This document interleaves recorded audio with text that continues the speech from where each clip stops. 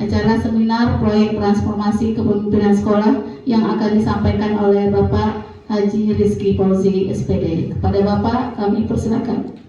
Pergi ke Palembang makan tempoyak,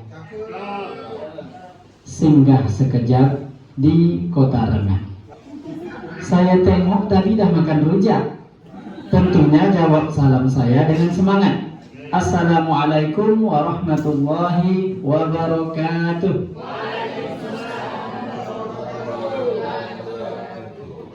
Alhamdulillahirabbil alamin wa bihi nasta'inu ala umuri dunya waddin wassalatu wassalamu ala Rasulillah sallallahu alaihi wasallam. Allahumma salli ala sayyidina Muhammad wa ala ali sayyidina Muhammad. Yang saya hormati Ibu moderator pada hari ini, dan yang saya hormati Bapak Ibu guru serta karyawan SD Negeri 166 Pekanbaru yang telah meluangkan waktunya dalam rangka seminar diseminasi rancangan proyek transformasi kepemimpinan sekolah. Nah, proyek ini dirancang dalam rangka memenuhi salah satu tugas yang harus dikumpulkan oleh seluruh bakal calon kepala sekolah. Namun tidak sebatas itu, proyek ini juga sengaja saya rancang dan insya Allah memang akan kita terapkan di sekolah kita ini nantinya. Adapun proyek transformasi kepemimpinan sekolah yang saya seminarkan pada hari ini judulnya peningkatan kompetensi guru pada pembelajaran mendalam di SD Negeri 166 Pekanbaru melalui komunitas belajar. Latar belakang mengapa saya memilih pembelajaran mendalam ini, yang pertama, kita memiliki peserta didik dengan jumlah 354 dan 20 orang pendidik. Nah, semua ini harus mendapat pelatihan maupun pemahaman tentang pembelajaran mendalam. Nah, semua itu butuh proses. Nah, salah satu proses yang kita akan jalani nanti yaitu dengan menggiatkan kembali kegiatan kombel kita yang mungkin beberapa waktu yang lalu tidak begitu lancar kegiatannya. Nah, selanjutnya sesuai dengan visi sekolah kita, terwujudnya peserta didik yang religius, berkompeten, berbudaya Melayu dan wawasan lingkungan. Nah, religius, berkompeten, nah ini sangat terbantu dengan pendekatan pembelajaran mendalam yang di sana menganut prinsip pembelajaran yang berkesadaran. Dengan pembelajaran berkesadaran tersebut bermakna dan menggembirakan dapat menjadi salah satu untuk mewujudkan visi sekolah kita. Nah, selanjutnya pembelajaran masih dominan teacher center. Nah, kita sama-sama ketahui kurikulum beberapa tahun belakangan ini sampai saat sekarang sudah mencanangkan pembelajaran dengan student center. Artinya apa? Kita sebagai guru hanya menjadi fasilitator saja di dalam kelas. Jadi tidak bersusah payah lagi dengan suara yang keras berceramah dari awal sampai akhir, tidak. Namun bukan berarti metode ceramah itu tidak kita pakai. Tetap kita pakai di waktu-waktu tertentu.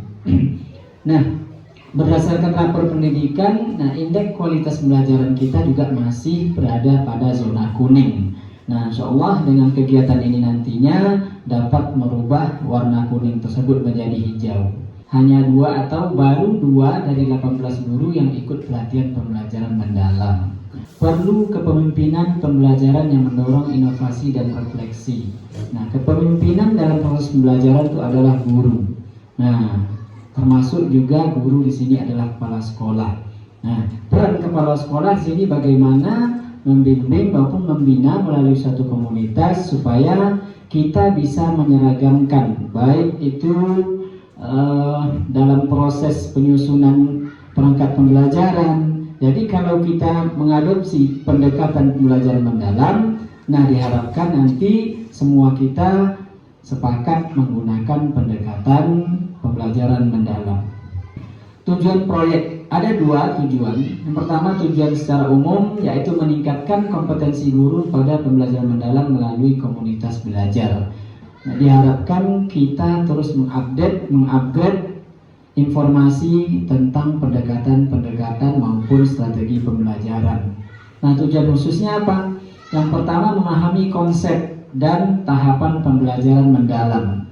Nah, mungkin dari pemikiran kita pembelajaran mendalam itu masih ngambang. Nah, dengan adanya rutinitas itu kita saling berbagi, merefleksi. Nah, diharapkan nanti dapat kesatuan yang holistik tentang pemahaman kita terhadap pembelajaran mendalam tersebut.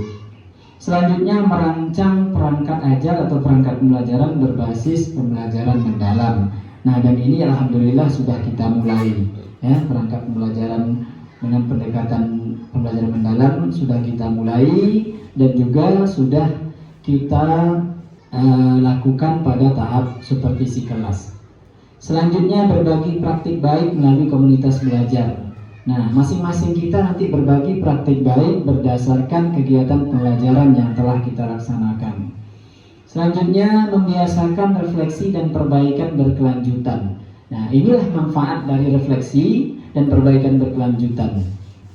Dan yang terakhir, meningkatkan kualitas proses dan hasil belajar siswa.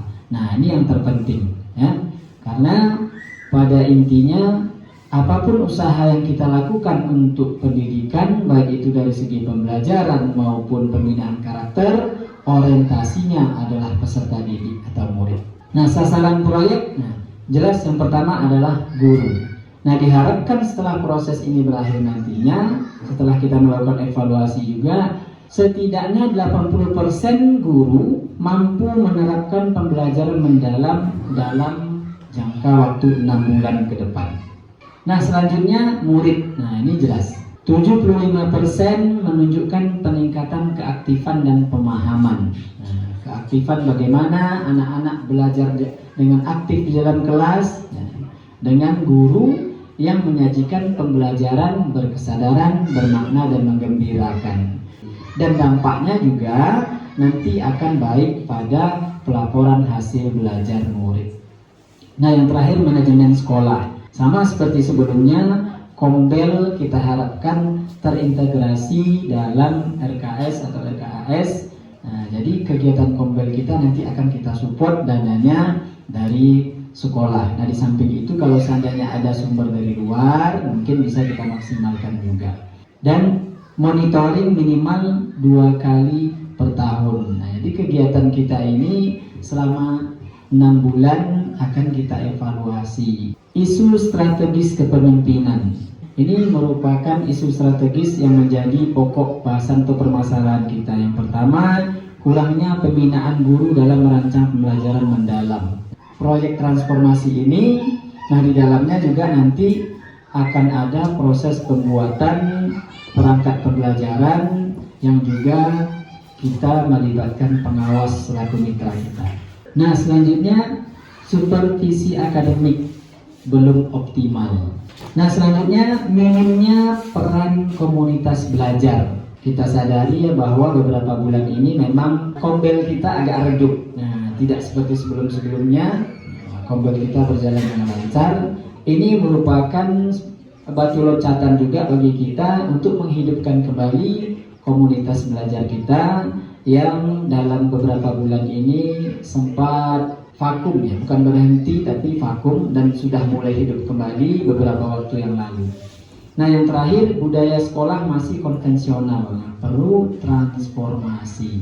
Saya juga sudah merancang satu budaya sekolah kita untuk meningkatkan juga karakter peserta didik, tapi mungkin kita bahas di pertemuan berikutnya. Baik, selanjutnya inovasi dan transformasi. Inovasi, kita akan melaksanakan kegiatan Kombel, kita hidupkan kembali Kombel, fokus kepada pembelajaran mendalam.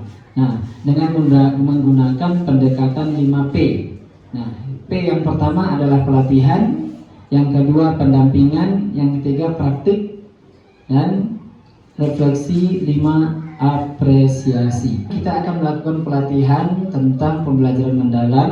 Pendampingan nanti kita akan didampingi oleh pengawas juga selaku mitra kita. Setelah itu kita akan praktik, baik itu merancang perangkat pembelajaran maupun juga praktik pembelajaran seperti apa. Nah, nanti kita bisa pilih beberapa kelas dulu. Misalnya kelas rendah dua kelas, kelas tinggi 2 kelas. Jadi kita akan melakukan sebelum praktek belajar di kelas ada beberapa tahap sebenarnya. Tahap pertama itu praobservasi. Nah, melihat kesiapan bagaimana guru ingin mengajar di kelas. Apakah sudah sesuai dengan prinsip pembelajaran mendalam. Nah, selanjutnya tahap observasi, bagaimana guru mengimplementasikan perencanaan yang telah dia buat pada modul ajar maupun RPP tersebut. Nah, baru setelah itu lanjut ke tahap berikutnya, pasca observasi. Nah, jadi observasi ini bisa kita lakukan secara coaching ataupun mentoring. Dari situ kita akan lihat dari hasil observasi apakah pembelajaran mendalam ini sudah memang betul-betul bisa dikuasai oleh guru, bisa diterapkan dengan baik di dalam kelas, dan juga sudah dapat diserap dengan baik juga oleh peserta didik ataupun murid kita.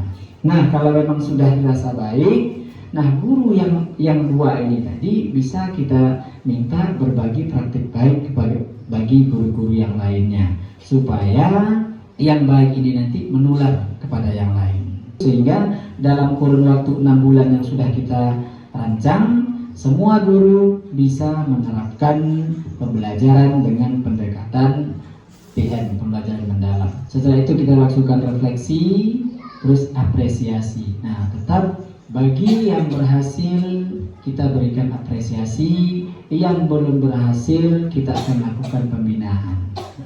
Jadi langkah-langkahnya. Nah, terakhir, komunitas belajar kita Sulena Ilmu. Nah, di sanalah akan kita lakukan kegiatan ini nantinya sekurang-kurangnya 2 kali dalam sebulan di hari Sabtu, insyaallah.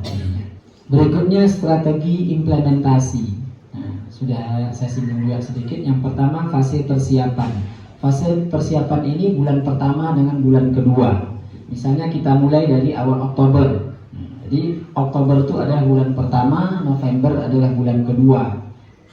Pertama kita lakukan sosialisasi. Sosialisasi ini juga nanti kita akan melibatkan komite sekolah, pengawas juga, komite sekolah mewakili wali murid.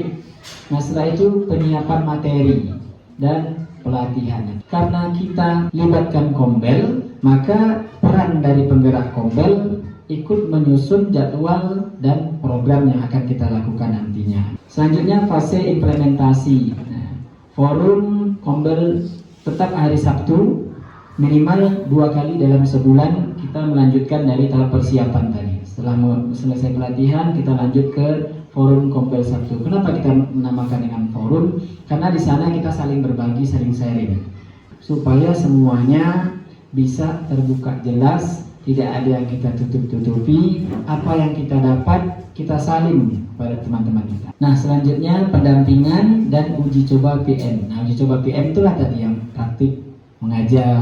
Nah, kita minta dulu misalnya dua kelas rendah dan 2 kelas tinggi. Terakhir fase refleksi, yaitu bulan ke-6. Bulan ke-6 fase refleksi ini meliputi evaluasi, laporan praktik baik, dan rencana berkelanjutan. Nah, kita evaluasi program kita ini. Kira-kira berjalan dengan lancar tidak? Sesuai tidak dengan kebutuhan kita selama 6 bulan ini tadi. Nah, jadi kita buat juga laporan praktik baik apa saja yang telah kita lakukan dan rencana berkelanjutan. Kalau memang seandainya program ini bagus, kita lanjutkan dengan pendekatan atau strategi yang lainnya. Tapi kalau rasanya ada yang kurang, mungkin tidak cocok dengan kondisi kita, bisa kita ganti dengan program yang lain. Mitra dan sumber daya. Nah, yang pertama mitra kita di sini adalah Dinas Pendidikan, pengawas sekolah, komite, dan operator sekolah. Selanjutnya sumber daya. Pertama guru, kepala sekolah, ada ruang pertemuan, laptop, proyektor, internet, dan dukungan eksternal pelatihan praktik baik melalui KKG. Kalau kita khususnya kalau dalam sekolah kita adalah Kombel. Nah, jadi sumber daya ini banyak yang bisa kita manfaatkan. Yang jelas yang paling utama sesuai dengan judul, peningkatan kompetensi guru. Nah, guru dan juga kepala sekolah. Jadi kita saling bersinergi untuk meningkatkan potensi masing-masing yang ada pada diri kita. Ruang pertemuan. Nah, ruang pertemuan ini yang rasanya kita terbatas ya Bapak Ibu ya. Kita tidak punya aula. Yang terakhir, dukungan eksternal, pelatihan praktik baik KKG. Nah, pelatihan maksudnya itu yang sudah dilaksanakan oleh beberapa orang guru kita. Nah, itu menjadi sumber kekuatan juga bagi kita. Monitoring dan evaluasi. Indikatornya 80% guru menghasilkan RPP berbasis pembelajaran mendalam. Ini di akhir setelah 6 bulan diharapkan minimal 80% guru menghasilkan RPP berbasis pembelajaran mendalam. 80% guru hadir di forum Kombel minimal 3 kali. Diharapkan ini minimal 80%. Harapan saya kita semua bisa hadir di Kombel tersebut. Berikutnya, indeks pembelajaran naik dari kuning ke hijau. Nah, jadi di rapor pendidikan kita harapkan dari kuning tadi naik ke hijau. Nah, mudah-mudahan dengan peningkatan ini tahun depan kita tetap masih dapat pos kinerja. Amin ya robbal alamin. Alat ukur. Nah, ini untuk alat ukur keberhasilan kegiatan yang kita lakukan. Bisa dengan supervisi, observasi kelas, daftar hadir, survei murid dan guru. Nanti kita buat indikatornya, surveinya. Nah, kalau seandainya hasil survei itu bagus, maka boleh dikatakan ini berhasil. Berdasarkan supervisi dan observasi kelas, semua sudah bisa menerapkan pelajaran mendalam. Nah, berarti program kita berhasil. Nah, tinggal lagi kita menindaklanjuti ke depannya. Dampak dan berkelanjutan. Nah, dampaknya budaya kolaboratif guru. Nah, dampak positifnya kita akan sering bekerja sama, ya, berkolaborasi tidak hanya antara teman dalam kelas yang sama, tapi juga lintas kelas gitu ya. Misalnya guru kelas 5 berkolaborasi dengan guru kelas 2. Itu kan kelas tinggi kelas rendah. Bisa saja. Selanjutnya, kompetensi pedagogik meningkat. Itu yang paling penting. Karena di dalam kelas itu kaitannya pedagogik semua dalam pembelajaran. Pembelajaran bermakna bagi murid. Berkelanjutannya, forum Kombel Sabtu masuk RKAS ya, sesuai yang kita sampaikan tadi. Jadi kedepannya juga forum Kombel ini menjadi salah satu prioritas kita dalam penganggaran RKAS ke depannya. Pelatihan berkala. Nah, kita akan data juga guru-guru yang belum pernah sama sekali ikut pelatihan, jadi tidak ada alasan. Saya besok enggak. Semua kita sama ratakan. Semua kita ikutkan dalam pelatihan. Jadi semua kita punya hak dan kewajiban yang sama. Selanjutnya, dokumentasi digital dan replikasi praktik baik. Nah, dokumentasi digital kegiatan kita akan kita publikasikan. Kita sudah punya medsos sekolah, baik itu Facebooknya maupun Instagramnya, dan alhamdulillah medsos sekolah kita sekarang sudah aktif. Tidak ada hari tanpa posting di medsos. Nah, itu dampak baik bagi kita ya. Ya, tepuk tangan boleh. Praktik baik yang kita lakukan, Bapak Ibu, ini susun RPP, pembelajaran mendalam. Nah, setelah itu bisa diupload di ruang GTK. Nah, tempat kita saling berbagi. Nah, sebelum kita berbagi terlalu jauh, kita berbagi dulu di dalam komunitas kita. Nah, jadi jangan kita tengok yang jauh, sementara yang di dalam di sini tidak kita perhatikan. Nah, itu salah. Bangun dulu kolaborasi kerjasama internal kita. Setelah internal kita baik, internal kita bagus, kita bisa bicara banyak di luar. Kemampuan yang kita punya harus kita tularkan. Saya yakin Bapak Ibu ini punya ide-ide brilian nih. Tapi kalau tidak ditularkan, dia mandap, tidak ada yang bisa menikmati. Nah, jadi kedepannya kita saling berbagi supaya orang lain juga merasakan ide-ide brilian yang kita punya. Kira-kira gimana? Bisa kita laksanakan program ini? Insyaallah. Oke, baik. Nah, nanti untuk sebagai tindak lanjut setelah ini penggerak Kombel nanti boleh kita ini sama-sama menetapkan jadwal kapan tanggal berapa kita akan mulai. Sekian dari saya, mohon maaf jika ada silap kata dalam penyampaian. Terima kasih atas segala perhatian yang Bapak Ibu berikan. Mudah-mudahan program ini bermanfaat untuk kita ke depannya. Amin ya rabbal alamin. Saya tutup, wabillahi taufiq wal hidayah. Wassalamualaikum warahmatullahi wabarakatuh.